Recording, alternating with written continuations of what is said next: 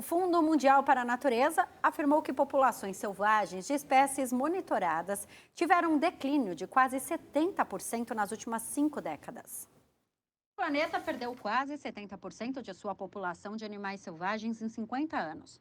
O alerta foi publicado esta semana pela World Wide Fund for Nature, o Fundo Mundial para a Natureza.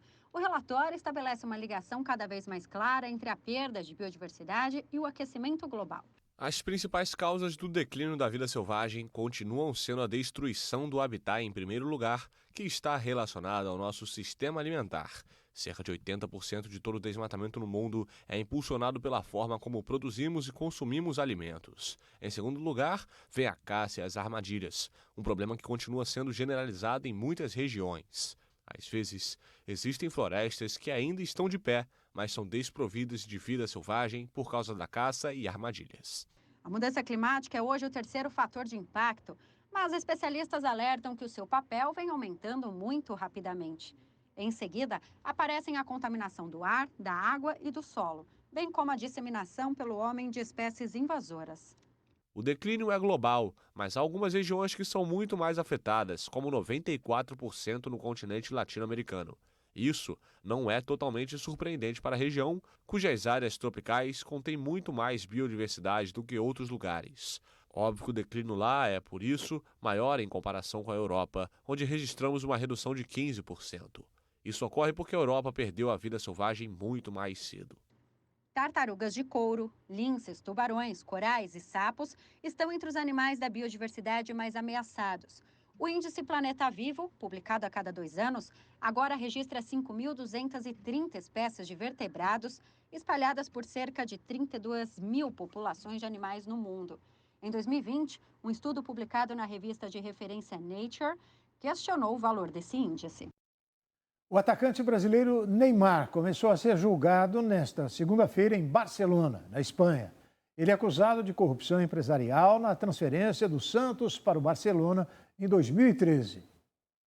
Apenas um mês da Copa do Mundo do Catar, o brasileiro Neymar disputa a partir desta segunda-feira um jogo difícil em um campo que ele não está tão acostumado em Barcelona, onde começa o julgamento pelas irregularidades na polêmica contratação pelo clube espanhol há quase 10 anos.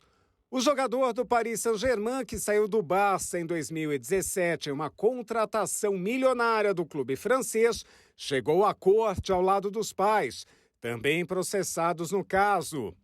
A ação inicial, apresentada há 7 anos pelo Grupo DIS, fundo que tinha parte dos direitos econômicos do atleta quando era atacante do Santos.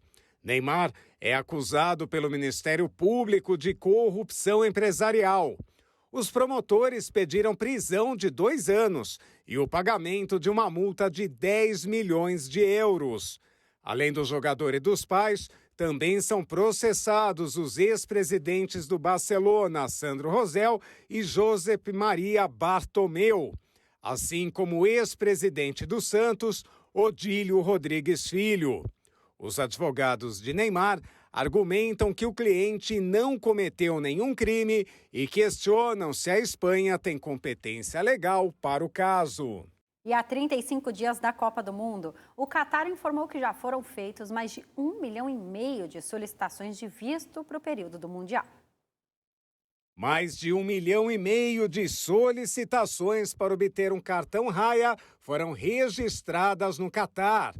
Segundo o Centro de Serviços do documento, que serve como visto de entrada e permanência para participar da Copa do Mundo de 2022, entre 1,5 e 1,7 milhão de pessoas fizeram a solicitação pela internet. O cartão é obrigatório para todos os não residentes que pretendem viajar para o país a partir de 1º de novembro.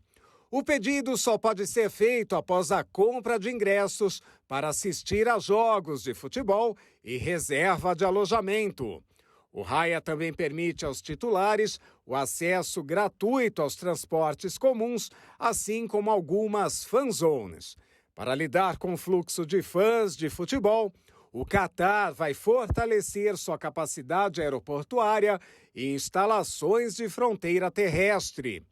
A Copa do Mundo começa no dia 20 de novembro, com a partida entre os donos da casa e a seleção do Equador. Estamos também contando o tempo para a Copa do Mundo, na verdade. É isso aí. Para mais um campeonato do Brasil, né? Copa do Mundo é bom demais. A gente vai torcer muito para o nosso Brasil. Muito bem. E amanhã a gente volta. Obrigado pela sua atenção e até lá, hein?